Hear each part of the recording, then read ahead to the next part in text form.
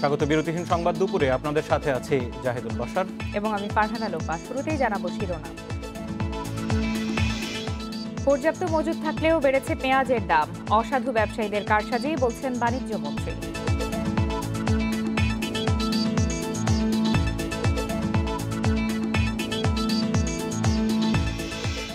অবৈধ সম্পদ অর্জনের মামলায় সাবেক সাংসদ বদির বিচার শুরু, চট্টগ্রামের আদালতে অভিযোগ গঠন।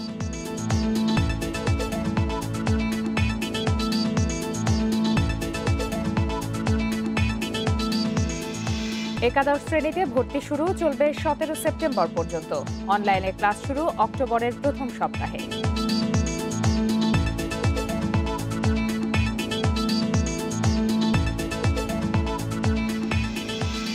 নরসিংদীতে পারিবারিক কলহের জেরে স্ত্রীসহ 3 জন খুন, অভিযুক্ত স্বামীকে পিটুনি দিয়ে পুলিশে সোপর্দ।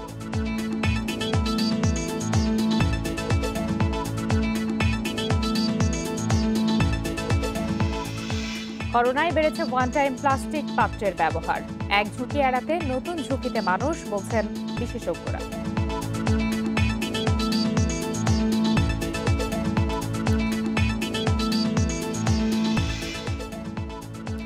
এতক্ষণ শিরোনামগুলো শুনছিলেন, এবারে জানাবো বিস্তারিত।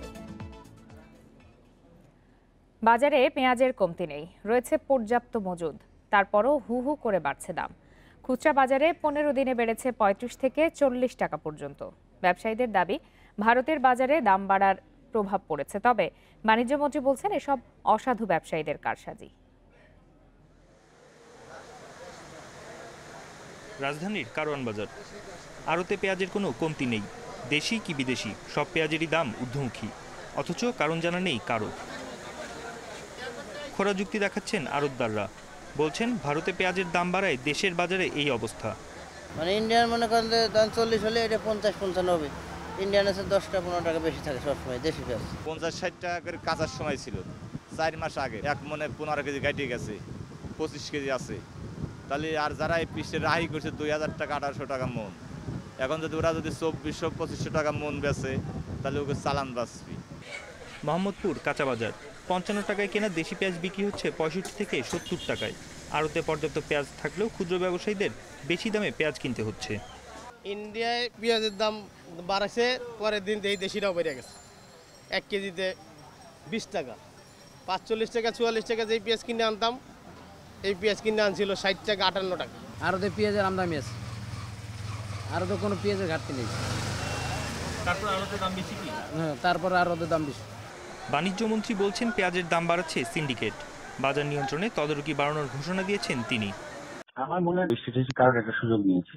ইন্ডিয়ার যে আজকে গতকালকের যে রিপোর্ট আছে, ইন্ডিয়াতে অ্যাপ্রক্সিমেটলি অ্যাভারেজ ব্র্যান্ডেড তদন্ত করছে 27 থেকে 28 টাকা। বিভিন্ন রিটেইলে যখন যায় তখন আবার দেখা যায় যে ডিফারেন্ট হয়ে যায়। যেমন কারণ বাজারের আশেপাশে যদি 50-এ বিক্রি হয়, তো উত্তর থেকে দেখা যায় যে 55-50। ভারত পেঁয়াজ রপ্তানির বন্ধের ঘোষণা দেয় গত বছর দেশেও অস্থিরতা দেখা দেয়।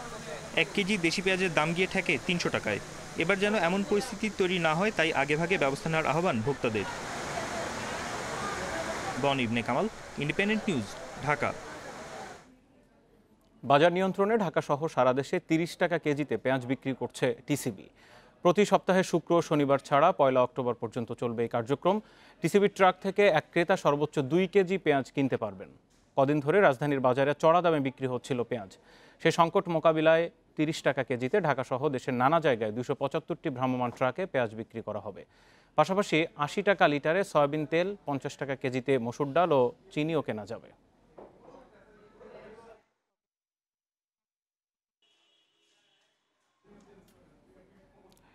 এই মুহূর্তে টিসিবির ভ্রাম্যমাণ যে পেঁয়াজ বিক্রয় কেন্দ্র, তার খবরাখবরটি আমাদের সাথে বগুড়া থেকে যুক্ত হচ্ছেন সহকর্মী আমিরুল লতিফ। আমির, ঢাকাতে কয়েকদিন ধরে চড়া দামে পেঁয়াজ বিক্রি হচ্ছে, যার কারণে 30 টাকা দরে সরকারিভাবে পেঁয়াজ বিক্রি করার সিদ্ধান্ত নেওয়া হচ্ছে, এরই মধ্যে বিক্রি করা হচ্ছেও।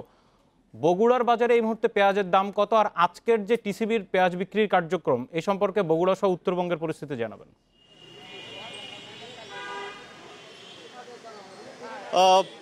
টিসিবির যে কার্যক্রম সেটি শুরু হওয়ার কথা ছিল আরও অন্তত ঘন্টা দুয়েক আগে, কিন্তু আমরা ডিলারদের সাথে কথা বলেছিলাম যে তাদের টাকা পরিশোধ এবং পরবর্তীতে সেই চালান অনুযায়ী যে পণ্য গাড়িতে লোড করা এই সমস্ত নিয়ে কিছুটা দেরি হয়ে গেছে। এইমাত্র বগুড়া শহরের সার্কিট হাউসের সামনে টিসিবির যে ট্রাক সেটি এসে পৌঁছেছে এবং পৌঁছানো মাত্রই শুরু হয়ে গেছে বিক্রি। ইতিমধ্যে আমরা দেখতে পাচ্ছি যে বেশ কিছু ক্রেতাও জড়ো হয়েছেন এই টিসিবি ট্রাকে পণ্য নেয়ার জন্য। এবং জানিয়ে রাখি যে শুধু ঢাকা না, বগুড়াতেও গত কয়েকদিন ধরে পেঁয়াজের বাজার বেশ ঊর্ধ্বগতি ছিল, কখনো 55, 60, 70, মানে এক এক দিন এক এক রকম আসলে দাম হয়েছে। তো এই তারপরে সরকারি সিদ্ধান্ত অনুযায়ী আজ থেকে এই যে এই মাত্র থেকেই বলা যায় যে শুরু হলো টিসিবির বিক্রয় কার্যক্রম। এখানে পেঁয়াজের পাশাপাশি চিনি এবং ডাল এই দুটো পণ্য দেয়া হচ্ছে বলে আমাদেরকে জানিয়েছেন এখানকার যারা বিক্রয় প্রতিনিধি আছে তাদের। সাধারণ মানুষের সাথে এখনো পর্যন্ত কথা বলার সুযোগ হয়নি, তবে এর আগের অভিজ্ঞতা আমাদের যেটা বলে যে সাধারণত এই ধরনের পরিস্থিতি যখন বাজারে হয়, যে যখন দ্রব্যমূল্যের ঊর্ধ্বগতি হয়ে যায়, বিশেষ করে একদম নিত্য প্রয়োজনীয় জিনিসগুলো, তখন এই টিসিবির মাধ্যমে তারা কিছুটা হলেও স্বস্তি পান। এবং সেই যে স্বস্তি যে পান সেটার প্রমাণস্বরূপই কিন্তু আমরা যে ইতিমধ্যে যে লাইনটি দেখেছি সেই লাইনটি কিন্তু বলে দেয় যে এখানে কম দামে, অর্থাৎ সরকার নির্ধারিত মূল্যে যদি তারা কিনতে পারেন তাদের জন্য কিছুটা হলেও সাশ্রয়ী হবে। আর বাদবাকি অন্যান্য জেলাগুলোর পরিস্থিতিও বগুড়ার মতোই, সকালের দিকে শুরু হওয়ার কথা থাকলেও আসলে তারা বেশিরভাগই দুপুরের পর থেকে বা দুপুর থেকেই শুরু হয়। অন্যান্য জায়গাতেও নিশ্চয়ই এতক্ষণে শুরু হয়ে গেছে বলে আমরা যতটুকু জানতে পেরেছি। টিসিবির কথা তো বলছিলেন, কিন্তু মূল সংকটটা যেখানে এবং যে কারণেই টিসিবির পেঁয়াজ বিক্রি, মানে পেঁয়াজের দাম বাড়তি হঠাৎ করে, কারণটা কি? এটা আসলে এই সময়টাতে প্রতি বছরই কিন্তু পেঁয়াজের দাম কিছুটা হলেও বেড়ে যায়, কারণ জমিতে যে আবাদগুলো থাকে বা অর্থাৎ যে ফসলগুলো থাকে সেই ফসলগুলো উঠতে কিছুটা এই সময়টাতে সময় লেগে যায়, যার কারণে এই সংকটটা তৈরি হয়। পাশাপাশি গত বছর যেমন আমরা দেখেছিলাম যে ভারত থেকে পেঁয়াজ আমদানি একেবারেই বন্ধ ছিল, এখন কিছুটা পরিস্থিতি হলেও কিন্তু আসলে যতটুকু বাংলাদেশের চাহিদা সেই তুলনায় আসলে পাওয়া যাচ্ছে না। এটি আসলে মূল কারণ।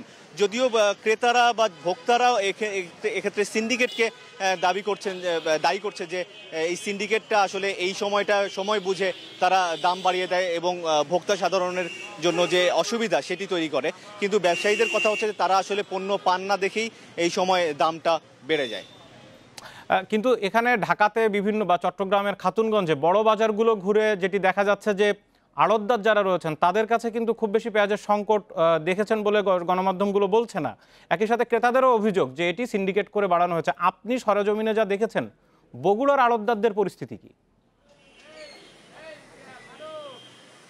না, বগুড়ার আড়তদারদের অবস্থা অনেকটা একই রকম বলা যায়। আর এখানে ওই বিশেষ করে খাতুনগঞ্জ থেকে যারা পেঁয়াজ আনে বা হচ্ছে যে অন্যান্য জায়গা থেকে যেসব পেঁয়াজ আনে, এখানকার ব্যবসায়ীরা কিন্তু সেটাই বলছেন যে তারা ওখান থেকে বেশি দামে কিনে আনছেন দেখেই বেশি দামে বিক্রি করতে বাধ্য হচ্ছেন।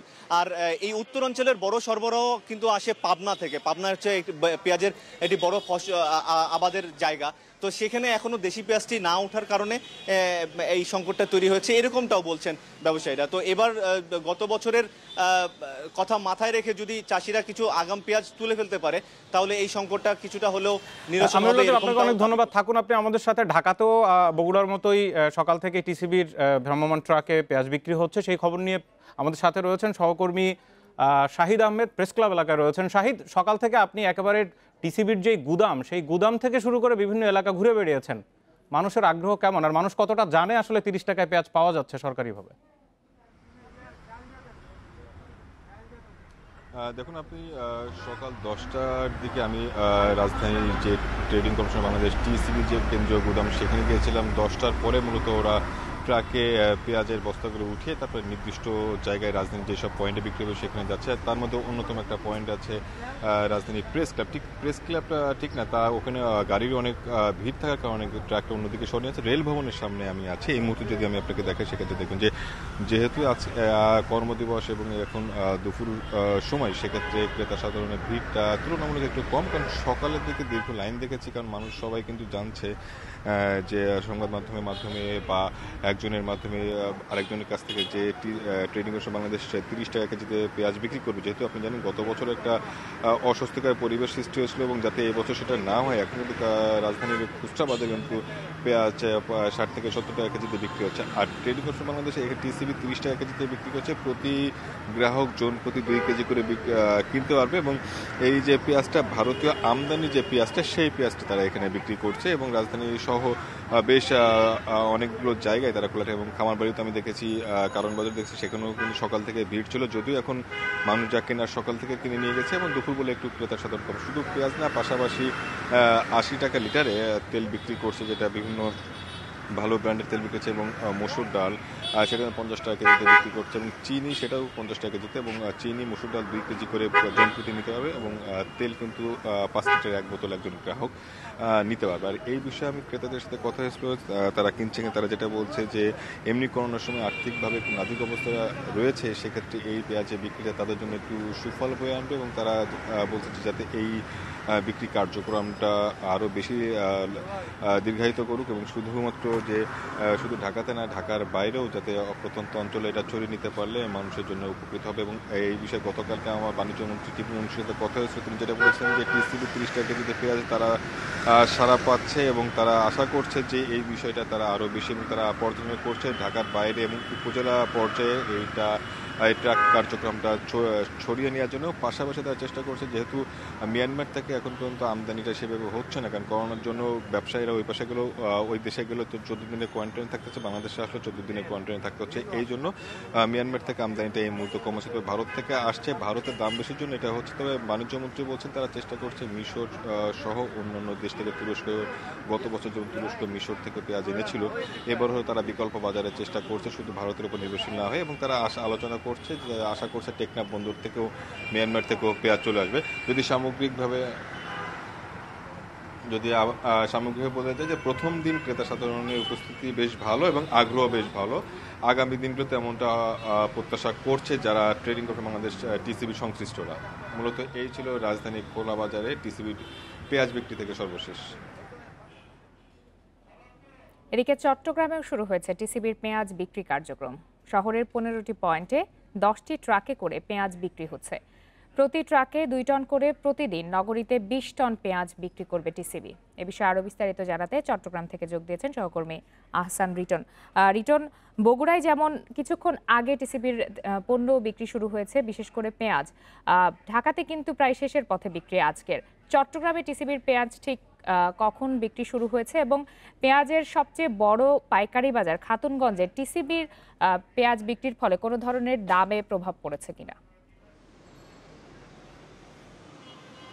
দেখুন, আজকে সকাল 10টা থেকে মাত্র টিসিবির পেঁয়াজ সহ অন্যান্য দ্রব্যগুলো বিক্রি শুরু হয়েছে। সঙ্গত কারণ এখনো পর্যন্ত আসলে খাতুনগঞ্জে যে প্রভাবটি পড়ার কথা সেটি পড়েনি। আমরা যদি একটু বলি যে আমরা আজকে সকালে চট্টগ্রামের খাতুনগঞ্জে যারা পেঁয়াজ ব্যবসা করেন তাদের সঙ্গে কথা বলেছি, তারা বলছে যে আসলে যে অচল অবস্থাটি ছিল, মানুষের মধ্যে যে সংখ্যাটি ছিল দাম হু হু করে বাড়বে, সেটি আসলে এখন অনেকটাই কমতির দিকে। আমরা আজকে সকালে কথা বলেছি, সেখানে পাইকারি বাজারে আসলে প্রতি কেজি পেঁয়াজ বিক্রি হচ্ছে 30 থেকে 35 টাকায়, এবং খুচরা বাজারে সেটি হয়তো 40-42 টাকা পর্যন্ত বিক্রি হচ্ছে। সঙ্গত কারণে যে ভোগান্তিটি ছিল পেঁয়াজ নিয়ে সেটি অনেকটা কমে এসছে। পাশাপাশি আজকে সকাল 10টা থেকে চট্টগ্রামের 15টি পয়েন্টে 10টি ট্রাকে করে টিসিবি পেঁয়াজ বিক্রি করছে মাত্র 30 টাকায়, এবং সেই পেঁয়াজ নেওয়ার জন্য আপনি দেখতে পাচ্ছেন যে আসলে আমার পেছনে টিসিবির একটি গাড়ি, সেখানে লোকজন আসলে ভিড় করছে।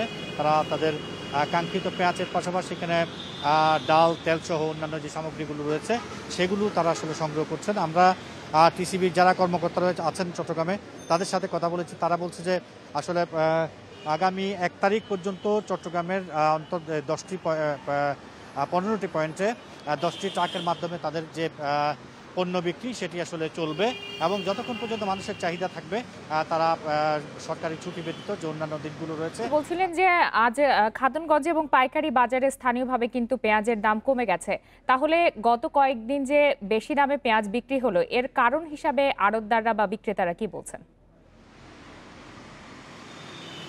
আড়তদার এবং বিক্রেতারা আসলে দাম বাড়তির বিষয়ে যেটি বলছে সেটি হচ্ছে আসলে ভারতে সাম্প্রতিক সময় যে বন্যা হয়েছে সেই বন্যার কারণে তারা বলছেন যে তাদেরকে আসলে একটু চড়া দামেই পেঁয়াজ কিনতে হয়েছে। সেই কারণেই দেশে আসলে পেঁয়াজের একটু দাম বাড়তির দিকে ছিল।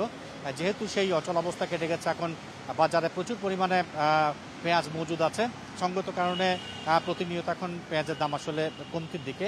আমরা সকালে পেঁয়াজ ব্যবসায়ীর সঙ্গে কথা বলেছি যারা খাতুনগঞ্জে ব্যবসা করেন, তারা বলছেন যে আসলে এখন 30 থেকে 35 টাকার মধ্যে আসলে পাইকারি বাজারে পার কেজি পেঁয়াজ পাওয়া যাচ্ছে। কিন্তু তারা বলছেন যে আসলে মানুষের মধ্যে দাম বাড়ার যে ভয় সেটি থাকার কারণে এখন আসলে খাতুনগঞ্জের ক্রেতার সংখ্যা কিছুটা কম। তারা মনে করছেন যে মানুষের মধ্যে এই ভীতিটা কেটে গেলে এবং যখন পুরো বিষয়টি জানাজানি হবে, এর পেছনে আসলে কার সাহায্যে আছে কিনা সবকিছু জানাজানি হওয়ার পর পেঁয়াজ বাজারে যে একটা অস্থিরতা ছিল সেটা সহনীয় পর্যায়ে আসবে। আহসান রিটন, আপনাকে ধন্যবাদ। জ্ঞাত আয় বহির্ভূত সম্পদ অর্জনের অভিযোগে দুদকের করা মামলায় টেকনাফের সাবেক সংসদ সদস্য আব্দুর রহমান বদির বিরুদ্ধে অভিযোগ গঠন করেছে আদালত। এর মধ্য দিয়ে আনুষ্ঠানিকভাবে এ মামলার বিচার শুরু হলো। চট্টগ্রামের জেলা ও দায়রা জজ আদালতের বিচারক মোহাম্মদ ইসমাইল আজ শুনানির শেষে অভিযোগ গঠন করে মামলাটির বিচার শুরুর আদেশ দেন। সাবেক তত্ত্বাবধায়ক সরকারের আমলে 2007 সালের 17 ডিসেম্বর দুদকের তৎকালীন কর্মকর্তা আবুল কালাম আজাদ নগরীর ডবলমুরিং থানায় এই মামলা করেন। তার বিরুদ্ধে 56,11,500 টাকার সম্পদের তথ্য গোপন এবং জ্ঞাত আয়ের বাইরে 79,37,797 টাকার সম্পদের মালিক হওয়ার অভিযোগ আনা হয়। ওই সময় আব্দুর রহমান বদি টেকনাফ পৌরসভার মেয়র ছিলেন। আগামী 15 অক্টোবর মামলার সাক্ষ্য গ্রহণ শুরু হবে বলে জানিয়েছেন বদির আইনজীবী রফিকুল ইসলাম।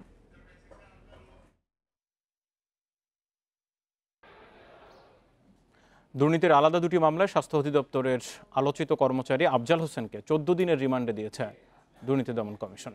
দুপুরে তাকে ঢাকার কেন্দ্রীয় কারাগার থেকে দুদকের প্রধান কার্যালয়ে এনে জিজ্ঞাসাবাদ শুরু করা হয়। এর আগে আফজালকে 2 মামলায় 10 দিন করে মোট 20 দিনের রিমান্ডে নেওয়ার আবেদন করলে আদালত 14 দিনের রিমান্ড মঞ্জুর করেন। দীর্ঘদিন পলাতক থাকার পর গত 26 আগস্ট আফজাল আদালতে আত্মসমর্পণ করেন। পরে আদালত তাকে কারাগারে পাঠানোর আদেশ দেন। অবৈধ সম্পদ অর্জন এবং অর্থ পাচারের অভিযোগে আফজাল ও তার স্ত্রী রুবিনা খানমের বিরুদ্ধে গত বছরের 27 জুন পৃথক দুটি মামলা করে দুদক। একটি মামলায় অবৈধভাবে অর্জিত 263 কোটি 76 লাখ টাকা পাচারের অভিযোগ আনা হয়। আরেকটি মামলায় আফজালের বিরুদ্ধে 20,32,32,032 টাকা পাচারের অভিযোগ আনা হয়। এছাড়া 4,79,34,449 টাকার অবৈধ সম্পদ অর্জনের অভিযোগ আনা হয় তার বিরুদ্ধে। আজ থেকে সারা দেশে শুরু হয়েছে একাদশ শ্রেণীতে ভর্তি কার্যক্রম, চলবে 17 সেপ্টেম্বর পর্যন্ত। অক্টোবর মাসের প্রথম সপ্তাহে অনলাইনে শুরু হবে একাদশ শ্রেণীর ক্লাস। আর 1 অক্টোবর বাজারে একাদশ শ্রেণীর পাঠ্য বই বিক্রির জন্য উন্মুক্ত করা হবে। শিক্ষা প্রতিষ্ঠান খুললে স্বাভাবিক ক্লাস শুরু হবে বলে জানিয়েছে ঢাকা শিক্ষা বোর্ড। এবার 3 ধাপে এসএসসি ও সমমানের পরীক্ষায় উত্তীর্ণ শিক্ষার্থীরা ভর্তির আবেদন করেন। এবছর এসএসসি ও সমমানের পরীক্ষায় পাশ করেছেন 16,90,523 জন। করোনা পরিস্থিতির কারণে 9 আগস্ট থেকে 20 আগস্ট পর্যন্ত চলে ভর্তির আবেদন প্রক্রিয়া।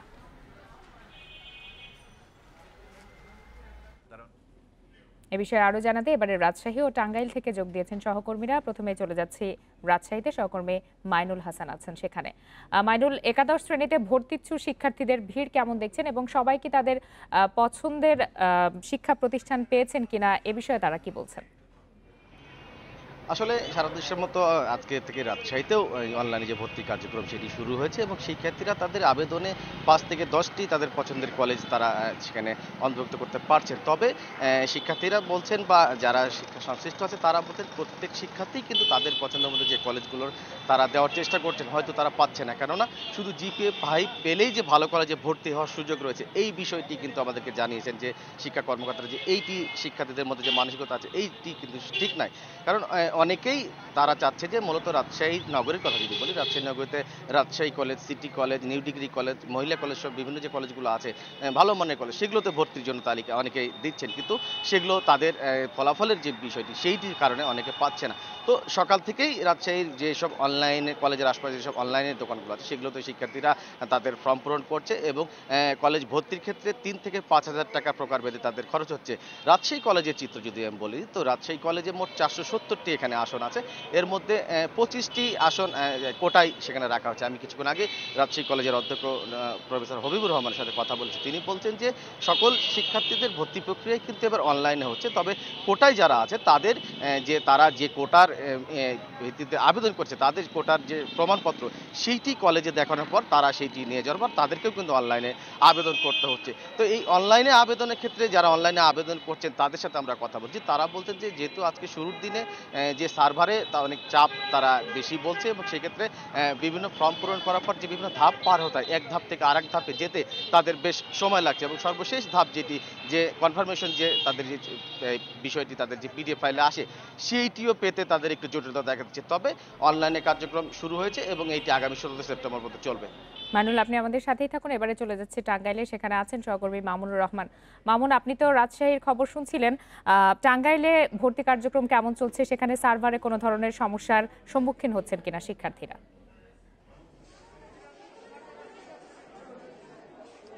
আসলে এবার যে প্রথম পর্যায়ে যে ভর্তি পরীক্ষা, আপনি জানেন যে ভর্তি পরীক্ষা এবার অনলাইনে আবেদনের প্রেক্ষাপটে কিন্তু যারা প্রথমে যে কলেজটি পছন্দ করেছিল তারা যারা সুযোগ পেয়েছে তারা কিন্তু ভর্তি হয়েছে। তো আমি এখন আছি সরকারি শেখ ফজিলতুন্নেসা মুজিব মহাবিদ্যালয়, এটা একটি মহিলা বিশেষায়িত কলেজ। আপনি দেখতেই পাচ্ছেন যে এই কলেজে কিন্তু অনেক ভিড় জমেছে, অর্থাৎ এখানে কিন্তু ভর্তি হওয়ার জন্য কিন্তু শিক্ষার্থীরা এই কলেজে এসেছে এবং অনলাইনের যে বিষয়গুলি আছে সেগুলি পূরণ করে এখানে জমা দিচ্ছে, এবং ভিড় কিন্তু অনেক বেশি, যে কারণে সার্ভারের যে বিষয়টি, সার্ভারে যখন অনেক বিপুল সংখ্যক শিক্ষার্থী একসাথে আবেদন করে সেই ক্ষেত্রে যে চাপ পড়ে সেই চাপ কিন্তু এখানে রয়েছে, যে কারণে কিন্তু ভর্তি প্রক্রিয়া একটু বিলম্বিত হচ্ছে। যে কারণে আমি যখন প্রথমে এই কলেজের সামনে আসি তখন গেট দিয়ে বেশ কিছু শিক্ষার্থী এবং অভিভাবকদেরকে যেতে দেখেছি, তারা যেটা বলেছে অনেক ভিড় এবং সময় ক্ষেপণ হওয়ার কারণে কিন্তু তারা এখান থেকে চলে যাচ্ছে, অর্থাৎ সার্ভারের যে সমস্যা বা ভিড়ের যে সমস্যা সেটা কিন্তু এখানটাতেও রয়েছে। তবে আমি যেটা লক্ষ্য করছি সেটা হলো এই কলেজে কিন্তু বিপুল সংখ্যক শিক্ষার্থীরা এসেছে ভর্তির ব্যাপারে কাগজপত্র তৈরি করার জন্য। মূলত এই হচ্ছে আমার কাছে টাঙ্গাইলের ভর্তি পরীক্ষার প্রথম দিনের সর্বশেষ পরিস্থিতি। একাদশ শ্রেণীতে টাঙ্গাইলে ভর্তি কার্যক্রম শুরু হয়েছে, সে বিষয়ে টাঙ্গাইল এবং রাজশাহী থেকে জানাচ্ছিলেন সহকর্মীরা।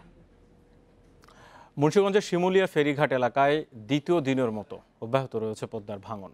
এরই মধ্যে নদীতে বিলীন হয়েছে প্রায় 10 একর জমি, ঝুঁকিতে পড়েছে পদ্মা সেতুর কনস্ট্রাকশন ইয়ার্ডও।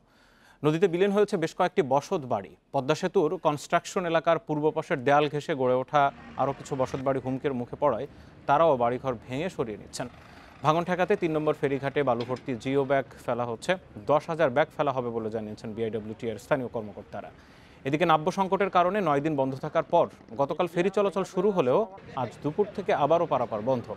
অপেক্ষায় রয়েছে শতাধিক যানবাহন। শিমুলিয়া ঘাট ব্যবস্থাপক আহমদ আলী জানান, পলি পড়ার কারণে সংকুচিত হয়ে গেছে চ্যানেল, যার কারণে ফেরি চলতে পারছে না। দুর্বৃত্তের হামলায় আহত দিনাজপুরের ঘোড়াঘাট উপজেলা নির্বাহী কর্মকর্তা ওয়াহিদা খানমের বাবা ওমর আলী শেখকে উন্নত চিকিৎসার জন্য ঢাকার জাতীয় নিউরোসায়েন্সেস হসপিটালে ভর্তি করা হয়েছে। সকালে তাকে রংপুর মেডিকেল কলেজ হাসপাতাল থেকে ঢাকায় আনা হয়। এদিকে ইউএনও ওয়াহিদা খানম এখন অনেকটাই শঙ্কামুক্ত বলে জানিয়েছেন চিকিৎসকরা। National institute of neurosciences and হসপিটালের চিকিৎসক মোহাম্মদ জাহেদ হোসেন আরও জানান, 2-1 দিনের মধ্যে ওয়াহিদাকে কেবিনে স্থানান্তর করা হবে। ওয়াহিদা তার ডান হাতের কোনোই পর্যন্ত নাড়াতে পারছেন বলেও জানান তিনি। এছাড়া খেতে পারছেন শক্ত খাবার। দিনাজপুরের ঘোড়াঘাটে সরকারি বাসভবনে 2 সেপ্টেম্বর রাতে হামলা হয় ইউএনও ওয়াহিদা খানম ও তার বাবার ওপর। এর পরের দিন থেকেই তিনি ঢাকার national institute of neurosciences and হসপিটালে চিকিৎসাধীন। নরসিংদীর শিবপুরে পারিবারিক কলহের জোরে ছুরিকাঘাতে এক গৃহবধূ সহ 3 জন নিহত হয়েছে। এই ঘটনায় ওই গৃহবধূর স্বামীকে আটক করেছে পুলিশ। নিহত বাকি 2 জন হলেন তাদের বাড়ির মালিক ও তার স্ত্রী। ভোরে শিবপুর উপজেলার কুমারদি গ্রামে এই ঘটনা ঘটে। পুলিশ জানায়, পারিবারিক কলহের জেরে ভোর 4:30টার দিকে স্ত্রী নাজমা বেগম ও স্বামী বাদল মিয়ার মধ্যে ঝগড়া শুরু হয়। এক পর্যায়ে স্ত্রী ও ছেলেকে কুপিয়ে আহত করেন বাদল। চিৎকার শুনে বাড়ির মালিক ও তার স্ত্রী সহ কয়েকজন এগিয়ে গেলে তাদেরকেও ছুরি দিয়ে আঘাত করে আহত করা হয়। স্থানীয়রা আহতদের উদ্ধার করে নরসিংদী সদর হাসপাতালে নিয়ে গেলে কর্তব্যরত চিকিৎসক নাজমা তাদের বাড়িওয়ালা তাজুল ইসলাম ও তার স্ত্রী মনোয়ারা বেগমকে মৃত ঘোষণা করেন। এই ঘটনায় আহত অবস্থায় হাসপাতালে চিকিৎসাধীন আছেন আরও 2 জন। স্থানীয়রা স্বামী বাদল মিয়াকে আটক করে গণপিটুনি দিয়ে পুলিশে সোপর্দ করেছে। এই ঘটনার আরও বিস্তারিত জানবো। নরসিংদী থেকে আমাদের সাথে রয়েছেন সহকর্মী মোহাম্মদ আসাদুজ্জামান। আসাদুজ্জামান, ঠিক কি কারণে সেই ভোর 4:30টার দিকে পারিবারিক কলহ, স্বামী স্ত্রীর মধ্যে ঝগড়া হলো এবং তারপরে এত বড় দুর্ঘটনা ঘটলো, জানাবেন। আসলে এই বিষয়টি আসলে অনুসন্ধানের জন্য বিষয়টি জানতে আমি আসলে চেষ্টা করেছি। আমি এখানে স্থানীয় যে আশেপাশের যে লোকজন এবং বাড়ির যে লোকজন তাদের সাথে কথা বলেছি এবং পুলিশের সাথে কথা বলেছি। আসলে এই বিষয়ে এখনো পর্যন্ত সুনির্দিষ্ট কোনো কারণ জানা যায়নি। আর স্থানীয়রা যেটি বলছেন যে এখানে তারা 8-9 বছর যাবত এই বাড়িটিতে তারা ভাড়া থাকছেন, কিন্তু তাদের মধ্যে পূর্বে এরকম পারিবারিক যে কলহের যে দ্বন্দ্বের যে এরকম তারা লক্ষ্য করেন। কিন্তু আজ কেন হঠাৎ করে ঠিক এভাবে এই দ্বন্দ্ব শুরু হলো এবং 3টি খুনের ঘটনা ঘটলো সেটি আসলে এলাকাবাসীও বুঝতে পারতেছেন না। আর আমি এই বিষয়ে কথা বলেছিলাম যে শিবপুর মডেল থানার ভারপ্রাপ্ত কর্মকর্তা মোল্লা আজিজুর রহমানের সাথে। তিনি যেমনটি বলেছেন যে এখানকার যে অভিযুক্ত যে বাদল মিস্ত্রি, স্ত্রী এবং সন্তান সহ অন্যান্য দিকে আহত এবং নিহত করার যে অভিযুক্ত এবং স্থানীয়রা তাকে পিটুনি দিয়ে যে পুলিশে সুপর্দ করেছে, ওসি আমাকে যেমনটি বলেছেন যে তাকে জিজ্ঞাসাবাদ করলে আসলে প্রকৃত তথ্য এবং প্রকৃত কারণ সবই জানা যাচ্ছে। কিন্তু এখনো পর্যন্ত আসলে গণপিটুনির কারণে সে আহত হওয়ার কারণে তাকে নরসিংদী সদর হাসপাতালে নিয়ে যাওয়া হয়েছে এবং ওখানকার চিকিৎসকরা তাকে বলছেন যে তাকে আসলে ঘুমের ইঞ্জেকশন দিয়ে রাখা হয়েছে এবং তার সে এই মুহূর্তে কথা বলার অবস্থায় নাই। সে সুস্থ হলে হয়তো পুলিশ তাকে জিজ্ঞাসাবাদ করে প্রকৃত কারণটা জানা যাবে। তবে এখনো পর্যন্ত কিন্তু এখানকার স্থানীয় লোকজন এবং অন্যান্য তাদের আত্মীয় স্বজন যারা আছেন তাদের মধ্যে সাথে কথা বলে যেমনটি আসলে জানা গেছে যে তাদের মধ্যে আসলে পূর্ব কোনো বিরোধ ছিল না। আর এখানে আরেকটি কথা জানিয়ে রাখি যে এই যে বাদল মিস্ত্রি, সেও কিন্তু এটা তার দ্বিতীয় স্ত্রী এবং এখানে তিনি যাকে বিয়ে করেছেন তিনিও আগে একটা সংসার ছিল এবং অর্থাৎ দুইজনই দ্বিতীয় পক্ষের সংসার এবং তাদের এখানে তারা আগের সংসারের সন্তান নিয়ে বসবাস করতেন। আসলে এই নিহতের দায় যার ঘাড়ের উপরে, তিনি আসলে পেশায় কি করেন? এবং আরেকটি বিষয় হচ্ছে যে তার সাথে মূলত এর আগে তার স্ত্রীর এর আগে কখনো ঝগড়াঝাটি হয়েছিল কিনা বা সামগ্রিকভাবে স্থানীয়রা ওই এলাকায় এখন কি বলছেন? আপনি জানেন যে হত্যার দায়ে যে যাকে আটক করা হয়েছে, যিনি আসলে ছুরিকাঘাত করেছেন, তার বাড়ি হলো আসলে কিশোরগঞ্জের পাকুন্দিয়া উপজেলা।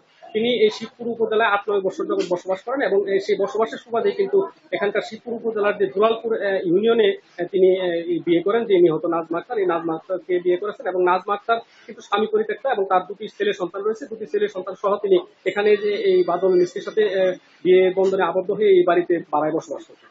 কিন্তু তাদের মধ্যে আসলে পারিবারিক যে দ্বন্দ্বের বিষয়টি সেটি আসলে এখানকার যে বাড়িওয়ালার যে আত্মীয় স্বজন বা আশেপাশের যে লোকজন তারা আসলে কেউই এরকম কোনো অভিযোগ সুনির্দিষ্টভাবে করতে পারেনি। সেই হিসাবে আসলে করোনাকালে ব্যবহার বেড়েছে একবার ব্যবহার্য প্লাস্টিকের কাপ, প্লেট ও চামচের। হোটেল, রেস্তোরাঁ, ছোট বড় চায়ের দোকান, এমনকি ফুটপাতের দোকানেও হচ্ছে ব্যবহার। করোনা ঝুঁকি এড়াতে গিয়ে তৈরি হচ্ছে নতুন ঝুঁকি। কারণ এসব পাত্র তৈরিতে ব্যবহৃত হয় রাসায়নিক, যা উচ্চ তাপে মানবদেহের জন্য ক্ষতিকর বলছেন চিকিৎসক ও রসায়নবিদরা। এই ঝুঁকি এড়াতে কাগজের তৈরি বিকল্প পাত্র ব্যবহারের পরামর্শ দিয়েছেন তারা। সিরাজ মিয়া 6 বছর ধরে ফ্লাক্সে করে চা বিক্রি করেন বেইলি রোডে। চা দিতেন কাঁচের কাপে, কিন্তু করোনা সংক্রমণ শুরুর পর কাচের কাপে চা পানে ভয় ক্রেতাদের। বাধ্য হয়ে তাকে চা দিতে হচ্ছে একবার ব্যবহার্য প্লাস্টিকের কাপে। 5-6 বছর ধরে ব্যবসা করে, কিন্তু আগে এরকম ওয়ান টাইম লাগছে না, এখন লাগে আর কি করোনার জন্য। অনেকে আছে ডরে খায় না, বলে কার শরীরে কি আছে সেটা তার বলা যায় না, এটা নিরাপদ মনে করিয়া খাই। একই অবস্থা পাড়া মহল্লার ছোট বড় চায়ের দোকানে। প্লাস্টিকের কাপ প্লেটের ব্যবহার বেড়েছে বড় হোটেল, রেস্তোরাঁতেও। চাহিদা বাড়ায় এমন কাপ, প্লেট ও চামচের বিক্রি জমজমাট পুরান ঢাকার বেগম বাজার ও চকবাজারের পাইকারি দোকানে। মানুষ এখন কেউ নর্মাল কোনো গ্লাসে পানি খায় না, নর্মালভাবে কেউ চা খায় না বা কফি খায় না।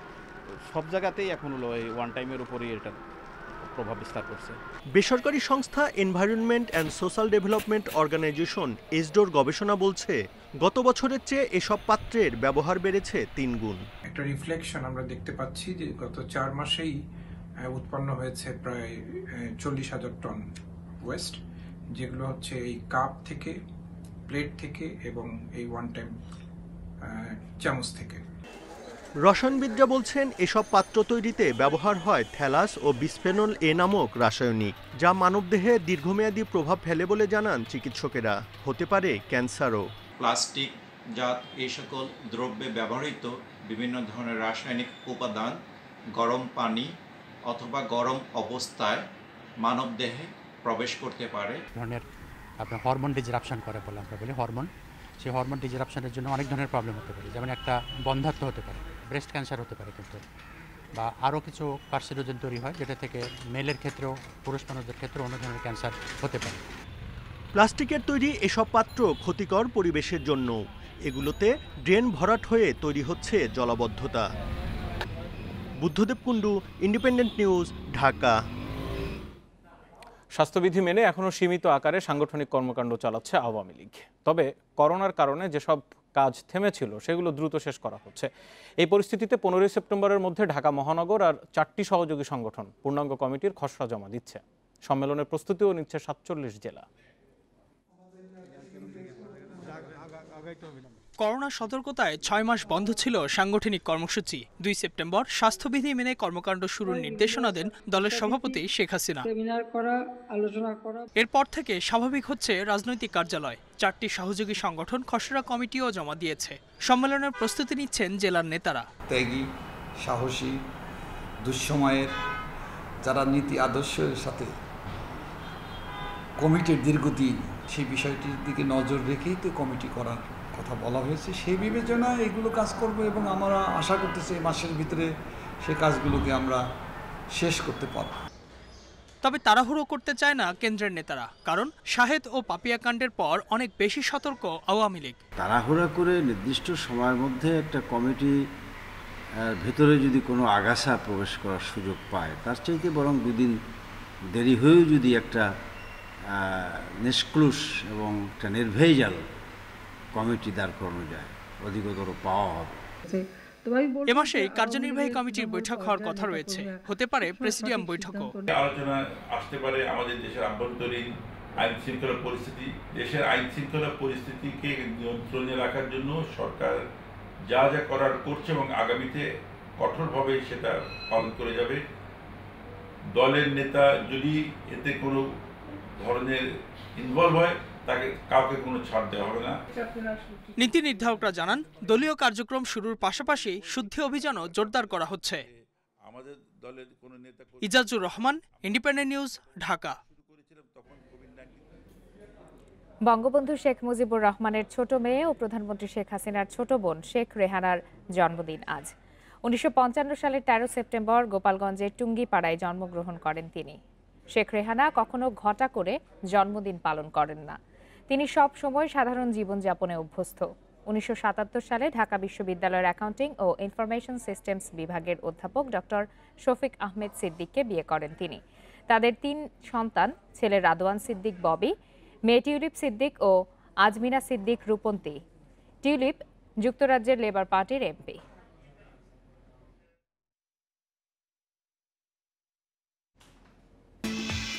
উড়োজাহাজে যান্ত্রিক ত্রুটির কারণে ঢাকায় আসতে পারেননি বিএসএফ মহাপরিচালক। তাই আজ থেকে শুরুর কথা থাকলেও 6 দিনের ভারত বাংলাদেশ সীমান্ত সম্মেলন আপাতত স্থগিত করা হয়েছে। বিজিবির জনসংযোগ কর্মকর্তা শরীফুল ইসলাম জানান, 30 সেপ্টেম্বর পর্যন্ত ঢাকা, নয়াদিল্লি ও কলকাতা ঢাকা সব আন্তর্জাতিক ফ্লাইট বন্ধ রয়েছে। এজন্য বিজিবি বিএসএফ মহাপরিচালক পর্যায়ের সীমান্ত সম্মেলনে যোগ দিতে বিএসএফ প্রতিনিধি দল নিজস্ব উড়োজাহাজ নিয়ে ঢাকায় আসার সিদ্ধান্ত নিয়েছিল। কিন্তু শেষ সময়ে তাদের উড়োজাহাজে কারিগরি সমস্যা দেখা দেয়, ফলে বিএসএফ প্রতিনিধি দল আজ আসতে পারছেন না। সম্মেলনের পরবর্তী সময়সূচি এখনও চূড়ান্ত করা হয়নি বলে জানিয়েছে বিজিবি।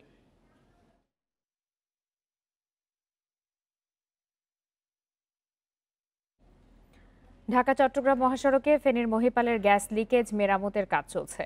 লাইন মেরামতের কাজের জন্য জেলায় আজ দুপুর 2টা থেকে বিকাল 5টা পর্যন্ত গ্যাস সরবরাহ বন্ধ রাখা হবে বলে জানিয়েছেন বাখরাবাদ কোম্পানির ব্যবস্থাপক শাহাবুদ্দিন।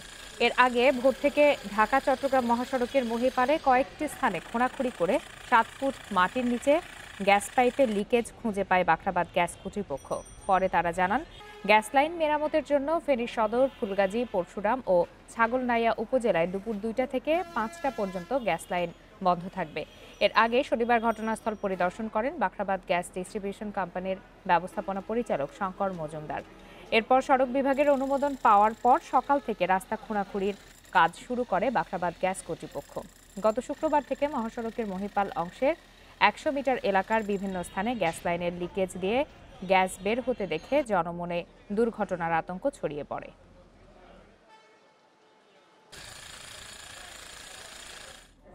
এ বিষয়ে আরো বিস্তারিত জানাতে ফেনী থেকে আমাদের সাথে যোগ দিয়েছেন সহকর্মী সমীর উদ্দিন।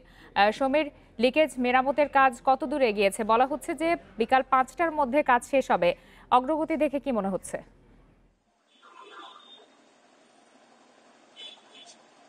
বাজার 5 থেকে 10 মিনিট আগেই তারা বন্ধ করে দিয়েছে।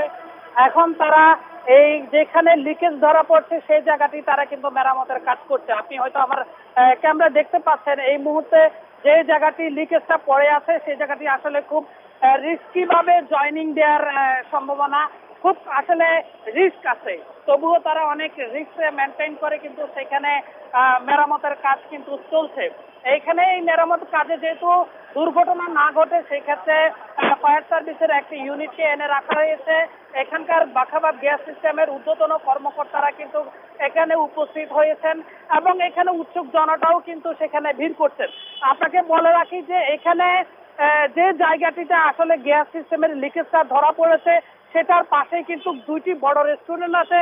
রেস্টুরেন্টের একদম যে গ্যাসের চুলোটাও কিন্তু ঠিক যেখানে লিকেজের পাশেই। এখানকার সাধারণ মানুষ যেটা মনে করছে যে কোনো মুহূর্তে চুরিহাট্টার যে দুর্ঘটনা ট্র্যাজেডি ঘটেছে সেই ধরনের গ্যাটেজিও তারা ঘটতে সম্ভাবনা ছিল, কিন্তু এখানকার সাধারণ মানুষ আজকের এই জায়গাটি লিকেজ মেরামতের যে বিষয়টা এটা দেখতে পেয়ে তাদের ভিতরে ভয়ের যে বিষয়টি ছিল সেটি কেটে গেছে এবং তারা কিছুটা স্বস্তি বোধ করছে। এবং এখানে আমরা দেখেছি যে গ্যাস বাখাবাদ গ্যাস সিস্টেমের যিনি নোয়াখালী জোনের ডিজিএম শফির উদ্দিন তিনিও এখানে এসেছেন। তার সাথে আমরা আসলে গণমাধ্যম কর্মীরা কথা বলার চেষ্টা করেছিলাম। তিনি বলেছেন যে ঊর্ধ্বতন কর্তৃপক্ষের অনুমতি ছাড়া তিনি কোনো কথা এই মুহূর্তে বলতে পারবেন না। আর আমরা এখানকার যিনি জেনারেল ম্যানেজার শাহাবুদ্দিন তার সাথে কথা বলেছিলাম, তিনি জানিয়েছেন বিকালের মধ্যেই তাদের যে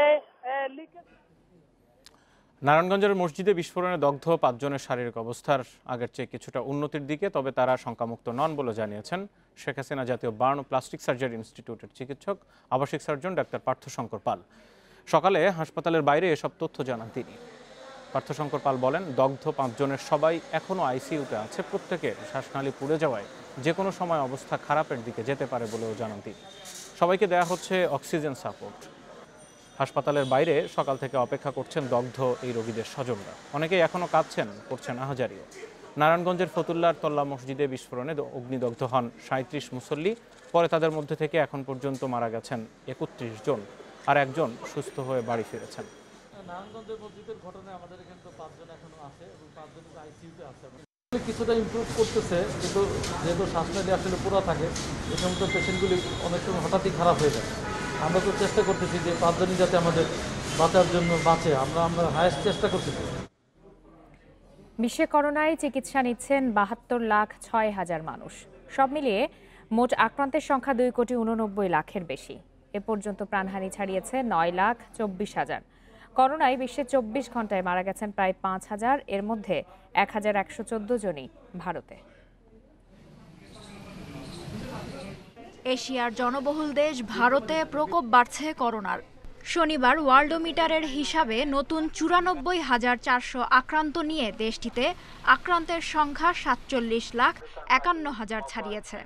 তবে ভারতের স্বাস্থ্য মন্ত্রণালয়ের বরাত দিয়ে আনন্দবাজার বলছে শনিবার 97,000 মানুষে এই ভাইরাসটি মিলেছে।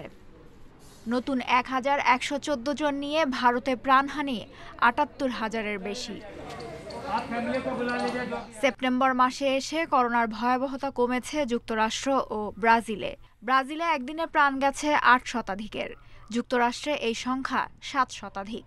দুই দেশে একদিনে আক্রান্তের সংখ্যা নেমেছে 40,000-এর নিচে। এদিকে ফ্রান্স, ইতালি ও স্পেনে বাড়ছে করোনার প্রকোপ। সংক্রমণ ঠেকাতে নতুন করে লকডাউনে না গিয়ে স্থানীয় পর্যায়ে কঠোর বিধিনিষেধ আরোপ করেছে ফ্রান্স সরকার। দেশটিতে একদিনে 10,000-এর বেশি মানুষের শরীরে মিলেছে ভাইরাস। দ্বিতীয় দফা সংক্রমণ ধীরে ধীরে কমে আসায় ধাপে ধাপে নিষেধাজ্ঞা শিথিলের সিদ্ধান্ত নিয়েছে অস্ট্রেলীয় সরকার। এদিকে সংক্রমণ বাড়ায় কড়াকড়ি আরোপের সরকারি সিদ্ধান্তের বিরুদ্ধে বিক্ষোভ হয়েছে নিউজিল্যান্ডের অকল্যান্ডে। করোনা ভাইরাসের উৎপত্তিস্থল উহানে কয়েক মাস বন্ধ থাকার পর স্বাভাবিক ফ্লাইট চলাচল শুরু হয়েছে। শনিবার 121 জন করোনা রোগী শনাক্ত হয়েছে দক্ষিণ কোরিয়ায়। এর মধ্যে 99 জনই স্থানীয়ভাবে সংক্রমিত হয়েছে। বিস্তার রুখতে আরও 1 সপ্তাহ কড়াকড়ি বহাল থাকছে বলে জানিয়েছে সেখানকার কর্তৃপক্ষ। জর্ডানের সবচেয়ে বড় সিরীয় শরণার্থী ক্যাম্পে করোনার বিস্তার রুখতে পদক্ষেপ নিচ্ছে জাতিসংঘ। Lutfa Fauzia, independent news. US ওপেনে পুরুষ এককের ফাইনাল আজ। মুখোমুখি হবে আলেকজান্ডার জেরেভ ও ডমিনিক থিয়েম। বাংলাদেশ সময় রাত 2টায় শুরু হবে এই ম্যাচ। নতুন গ্র্যান্ড স্লাম চ্যাম্পিয়নের দেখা মিলবে ফ্লাশিং মিডলসে। জেরেভ থিয়েম দুজনের কারোরই নেই এই মেজর জয়ের রেকর্ড। অনন্য অর্জনের হাতছানি তাই এখন তাদের সামনে। জার্মান তারকা জেরেভের এটাই প্রথম গ্র্যান্ড স্লাম ফাইনাল। তবে অস্ট্রেলিয়ান থিয়েম এর আগে 3টি গ্র্যান্ড স্লাম ফাইনাল খেললেও শিরোপা হাতে তোলা হয়নি। নাদাল, ফেডেরার এবার ইউএস ওপেনে অংশ নেননি। আর চতুর্থ রাউন্ডে জকোভিচ বহিষ্কৃত হন নিয়ম ভঙ্গ করে। বিগ থ্রির লড়াইয়ে না থাকায় নতুন কারো গ্র্যান্ড স্লাম জয়ের পথ সুগম হয়েছে। সবশেষ 2016 সালে সুইস তারকা ভাভরিঙ্কা বিগ থ্রির বাইরে গ্র্যান্ড স্লাম জিতেন। আবারও ইউএস ওপেন সেরার মুকুট মাথায় তুললেন নাওমি ওসাকা। মেয়েদের একক ফাইনালে ভিক্টোরিয়া আজারেঙ্কাকে 2-1 সেটে হারিয়েছেন জাপানি তারকা। প্রথম সেট হারলেও পরের 2 সেটে আজারেঙ্কাকে কোনো সুযোগই দেননি ওসাকা। গ্র্যান্ড স্ল্যাম শিরোপা জয়ের 7 বছরের আক্ষেপ ঘুচাতে মরিয়া ছিলেন আজারেঙ্কা। অন্যদিকে তরুণ ওসাকার লক্ষ্য ছিল গ্র্যান্ড স্ল্যামের সংখ্যা বাড়িয়ে নেওয়া। ফ্ল্যাশিং মিডোজে দুর্দান্ত শুরু করেন বেলারুশ তারকা আজারেঙ্কা। 6-1 গেমে জিতে নেন প্রথম সেট। একের পর এক বাজে সার্ভে হতাশ হন ওসাকা। দ্বিতীয় সেটেও 3-0 গেমে এগিয়ে যান আজারেঙ্কা। জয়টা যেন তখন হাতের মুঠোয় দেখছিলেন সাবেক নাম্বার 1। আর ঠিক সেখান থেকেই দুর্দান্ত কামব্যাক করেন ওসাকা। খেলার ধরন কিছুটা পরিবর্তন করে আজারেঙ্কাকে কঠিন চ্যালেঞ্জে ফেলেন তিনি। দ্বিতীয় সেট জিতে নেন 6-3 গেমে। এরপর আর তার সাথে পেরে ওঠেননি আজারেঙ্কা। ম্যাচের পুরো নিয়ন্ত্রণ নিয়ে তৃতীয় সেটও অনায়াসে 6-3 গেমে জিতে নেন জাপানিজ তারকা। এই জয়ে প্রতিটা ফাইনাল জয়ের রেকর্ড অক্ষুণ্ণ রাখলেন ইউএস ওপেন চ্যাম্পিয়ন। শিরোপা জয়ের আনন্দ ভাষায় প্রকাশ করা সম্ভব না। এতটুকুই বলবো, আমি অনেক খুশি। প্রথমে কিছুটা নার্ভাস ছিলাম, ভালোভাবে শুরু করতে পারিনি। পরে নিজেকে সাহস দিয়েছি যে আমাকে জিততেই হবে। আর এই যে ট্রফি আমার হাতে।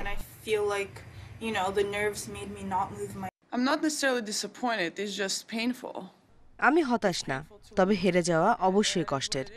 অনেক কাছে গিয়েও ফিরে আসতে হয়েছে, এটাই দুর্ভাগ্য। তবে ওসাকার বিপক্ষে খেলাটা অনেক উপভোগ্য ছিল। এই নিয়ে ক্যারিয়ারের তৃতীয় গ্র্যান্ড স্ল্যাম জিতলেন নাওমি ওসাকা। এর আগে 2018 সালে ইউএস ওপেন আর 2019 সালে অস্ট্রেলিয়ান ওপেন শিরোপা জেতেন তিনি। Farzana Yasmin, independent news. দলবদলের নাটকীয়তা শেষে বার্সেলোনার জার্সিতেই মাঠে ফিরেছেন লিওনেল মেসি। প্রীতি ম্যাচে জিমন্যাস্টিক তেরোগানাকে 3-1 গোলে হারিয়েছে ব্লুগ্রানা। রোনাল্ড কোম্যানের অধীনে প্রথম ম্যাচ ছিল কাতালান জায়ান্টদের। ডাচ কোচের শুরুটা ভালো হয়েছে। দীর্ঘদিন পর ইনজুরি কাটিয়ে ফিরে গোল করেছেন Usman Dembélé.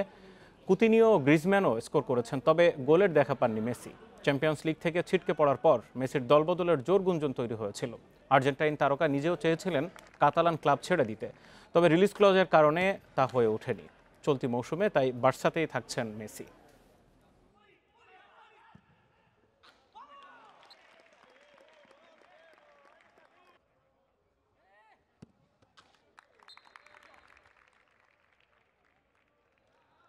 Now, first of all, it was our first match in the pre-season, and আমাদের প্রথম প্রি সিজন ম্যাচে ছেলেরা যে একাগ্রতা নিয়ে খেলেছে তাতে আমি খুশি। সবার যেন পর্যাপ্ত প্রস্তুতি হয়, সেজন্য প্রত্যেকে 45 মিনিট খেলেছে। ফুটবলারদের সাথে প্রথম 2 সপ্তাহের কাজে আমি সন্তুষ্ট, কোনো অভিযোগ নেই। উন্নতির কিছু জায়গা আছে, সেসব নিয়ে কাজ করছি। ইংলিশ প্রিমিয়ার লিগে আজ মাঠে নামছে টটেনহ্যাম। রাত 9:30টায় এভারটনের মুখোমুখি হবে তারা। গেল মৌসুমে 6 নম্বরে থেকে আসর শেষ করেছে টটেনহ্যাম। মরিনিও দায়িত্ব নেওয়ার সময় দলটি ছিল 16 নম্বর অবস্থানে। স্পেশাল 1-এর অধীনে শেষ 6 ম্যাচ টানা জিতে ভালো অবস্থানে পৌঁছায় স্পার্স। এবারের আসরে সেরা 4-এ জায়গা করে নেয়ার লক্ষ্য তাদের। স্পার্সের বিপক্ষে এভারটনের অ্যাওয়ের রেকর্ড ভালো না। 28 ম্যাচে 17টি হার, জয় মাত্র 3টিতে। তবে এভারটনের মাস্টারমাইন্ড কার্লো আনচেলত্তি জয়ের ব্যাপারে প্রত্যয়ী। এ ম্যাচের আগে সন্ধ্যা 7টায় লেস্টার সিটি লড়বে ওয়েস্ট ব্রমউইচের বিপক্ষে। 2018 সালের পর এই প্রথম প্রিমিয়ার লিগে জায়গা করে নিয়েছে ওয়েস্ট ব্রম। জয় দিয়ে এবারের মৌসুম শুরু করতে প্রত্যয়ে ব্রেন্ডন রজার্সের লেস্টার।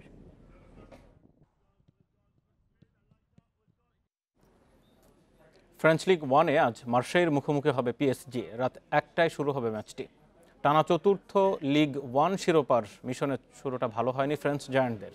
প্রথম ম্যাচে হেরেছে লেন্সের কাছে। করোনার আঘাতে স্কোয়াডে ছিল না পিএসজির শীর্ষ ফুটবলাররা।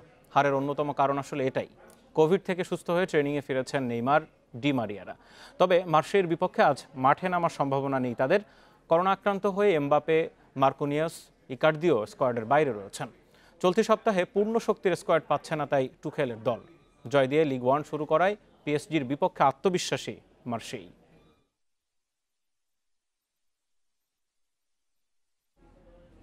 ইপিএলে ডিফেন্ডিং চ্যাম্পিয়ন লিভারপুলের দাপুটে শুরু। লিডসের বিপক্ষে জয় পেয়েছে 4-3 গোলে। অ্যানফিল্ডে 7 গোলের রোমাঞ্চকর এক ম্যাচ দেখল ফুটবল বিশ্ব। জমজমাট প্রথমার্ধেই হয়েছে 5 গোল, বাকি দুটি দ্বিতীয়ার্ধে। 16 বছর পর ফেরা লিডসকে শুরু থেকেই চেপে ধরে লিভারপুল। ম্যাচ শুরুর পরপরই সালার গোলে স্কোর বোর্ডে নাম তোলে ক্লপের দল। কিছুক্ষণের মধ্যেই সমতা আনেন হ্যারিসন। 20 মিনিটে ফন ডাইকের গোলে লিড নেয় দ্য রেডস। আক্রমণ পাল্টা আক্রমণে ম্যাচে আসে সমতা, যদিও আবারও দলকে এগিয়ে নেন সালাহ। 3-2-এর লিড নিয়ে বিরতিতে যায় লিভারপুল। ফিরে এসে আক্রমণের ধার বাড়ায় লিডস। ম্যাচের সমতাও আসে, তবে শেষ দিকে সালার হ্যাট্রিক গোলে জয় নিয়ে মাঠ ছাড়ে ক্লপের দল। রুয়ান্ডায় রাস্তার পাশে দেয়ালে ছবি এঁকে করোনা সতর্কবার্তা তুলে ধরছেন একদল শিল্পী। তারা বলছেন দীর্ঘ সময় ধরে বিধিনিষেধ মেনে চলার পাশাপাশি মনোবল বাড়ানোই তাদের একমাত্র উদ্দেশ্য, যা এরই মধ্যে সাড়া ফেলেছে স্থানীয়দের মাঝে। রুয়ান্ডার রাজধানী কিগালির ব্যস্ত সড়ক। সেখানে দেয়ালে রং তুলির আঁচড়ে ফুটে উঠেছে মাস্ক পরার নারী, স্বাস্থ্যবিধি মানতে দেওয়া হচ্ছে নানা বার্তা। করোনা প্রতিরোধ করাই আমার ছবি আঁকার উদ্দেশ্য। শিল্পের মাধ্যমে মাস্ক পরা ও সামাজিক দূরত্ব মেনে চলার পাশাপাশি সবাইকে আত্মবিশ্বাসী হতে অনুপ্রাণিত করতে চাই। সবার নজর কাড়তে ব্যবহার করেছি গাঢ় রং। শিল্পের মাধ্যমে সামাজিক পরিবর্তনে জনগণকে উৎসাহ দেওয়ার এই প্রক্রিয়াকে রুয়ান্ডার ভাষায় বলা হয় কুরেমা, যার অর্থ তৈরি করো। রুয়ান্ডা সরকার, ইসরায়েল ও জার্মানির দূতাবাসের অর্থায়নে পরিচালিত হচ্ছে এই প্রকল্প।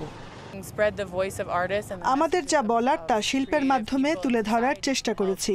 আশা করছি আমাদের বার্তায় শিক্ষামূলক কার্যকারিতা আছে, যা করোনার বিরুদ্ধে লড়াই চালিয়ে যাবে।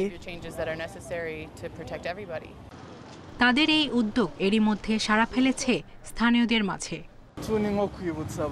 এই ছবিগুলো খুব সুন্দর, শিল্পের উদ্দেশ্যে সফল, কারণ আমি মাস্ক পরতে ভুলে গেলেও এই ছবি আমাকে মনে করিয়ে দেয়। শিগগিরই রাজধানী ছাড়াও রুয়ান্ডার বিভিন্ন শহরে এমন দেয়ালচিত্র তৈরির পরিকল্পনা আছে কুরেমা শিল্পীদের। সায়রা খান, ইন্ডিপেন্ডেন্ট নিউজ। বিরতির সংবাদ দুপুরের আয়োজন আজ এ পর্যন্ত। ইন্ডিপেন্ডেন্ট টেলিভিশনের সব খবরের আরও বিস্তারিত জানতে চোখ রাখুন ফেসবুক, ইউটিউব এবং টুইটারে। ধন্যবাদ এতক্ষণ সাথে থাকার জন্য।